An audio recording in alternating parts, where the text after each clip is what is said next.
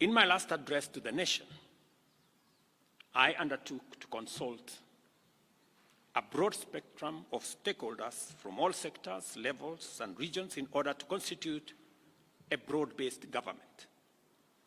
In line with this undertaking, I will be forwarding additional names to Parliament for vetting prior to appointment based on the understanding of the Cabinet's essential role in driving the transformational agenda that makes Kenya a better, more just, and more prosperous nation for all of us. Once constituted, the new cabinet will steward our transformation agenda that is already in place in providing effective and efficient public services, expanding opportunities for employment and wealth creation, and creating a tide that lifts every boat. Our collective ambition is to turbocharge the performance of our economy, to achieve our universal health coverage, which ensures that no one is left behind or impoverished on account of healthcare costs. Also offer an equitably funded education system which looks out for learners from vulnerable backgrounds and ensure that Kenyans from all walks of life live in safe and dignified housing through our affordable housing program. Additionally, our transformation agenda commits to provide reliable clean water, last-mile connectivity of electricity, and to secure more business opportunities for enterprises and employment opportunities for our young people, both here at home and abroad. Our explicit aim is to transform Kenya into a middle-income society, and it is essential for us to urgently mobilize adequate resources to fund these necessary programs and projects. Consequently, after extensive consultations, I have nominated the following persons for consideration and approval by the National Assembly for appointment as Cabinet Secretaries. I commend the leadership of diverse organizations, both in public and private sectors, including political parties, for their encouraging response to my outreach to consult on forming a broad-based government. Their willingness to set aside partisan positions and interests in order to join a visionary partnership for the radical transformation of Kenya is a historic gesture of their patriotism. I know and I understand acutely the huge expectation of the people of Kenya on me and this administration. And I equally understand that that responsibility can be made easier if we work together as a nation. And as I said,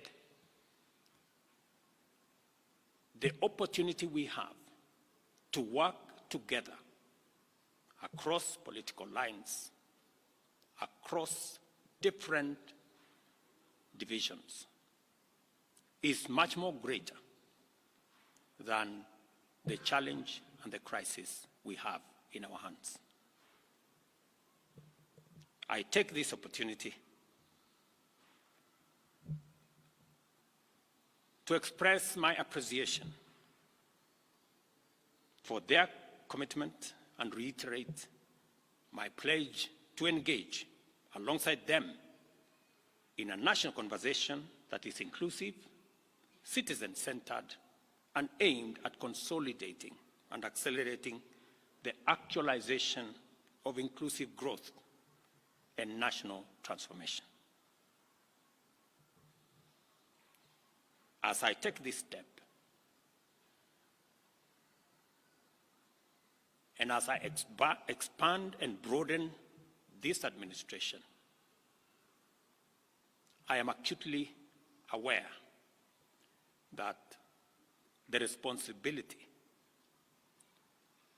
of managing the affairs of the country vested in the cabinet, in the expanded cabinet, will require of us to work together and to focus on that which brings honor to our country.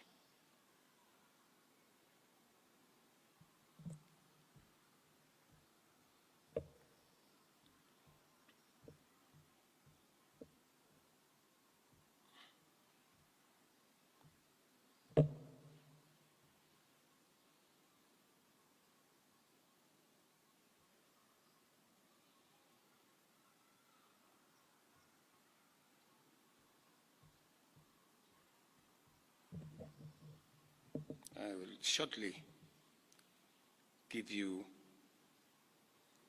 the list of my nominees.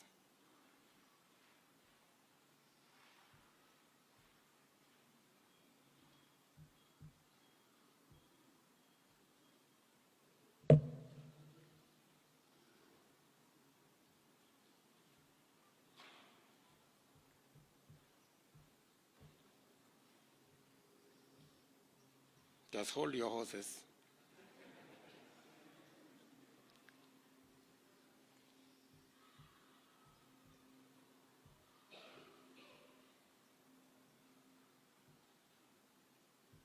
Just hold your horses. Great.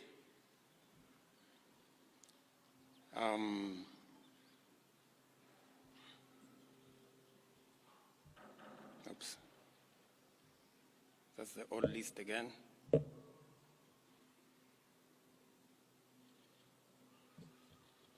Where did it disappear?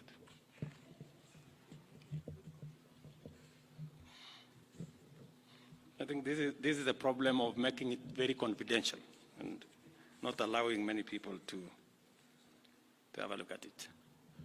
As you're all aware, the list I sent to the National Assembly, I have since amended so that Roslinda Soipan Tuya now goes to the Ministry of Defense. The Honorable Aden Baredwale moves to Environment, Climate Change, and Forestry. I have now forwarded the name of John Mbadi Ngongo to the Ministry of National Treasury and Economic Planning. Salim Mvuria Mgala, Ministry of Investment, Trade and Industry. Ms. Rebecca Miano, Ministry of Tourism and Wildlife. The Honorable James Opio Wandai, Ministry of Energy and Petroleum. The Honorable Onesmus Kipchumba Murkomen, Ministry of Youth Affairs, Creative Economy and Sports. The Honorable Hassan Ali Joho, Ministry of Mining, Blue Economy and Maritime Affairs. The Honorable Dr. Alfred Nganga Mutua, Ministry of Labor and Social Protection. The Honorable Wycliffe Ambetsa Oparanya, Ministry of Cooperatives and Micro, Small and Medium Enterprise Development. The Honorable Justin Bidan Njoka Muturi, Ministry of Public Service and Human Capital Development. Madam Stella Soy Langat, Ministry of Gender, Culture, Arts and Heritage. I am still working on the other pending nominees, and I will be announcing them shortly. Thank you very much. God bless you. God bless our great nation, Kenya. Asanteni sana.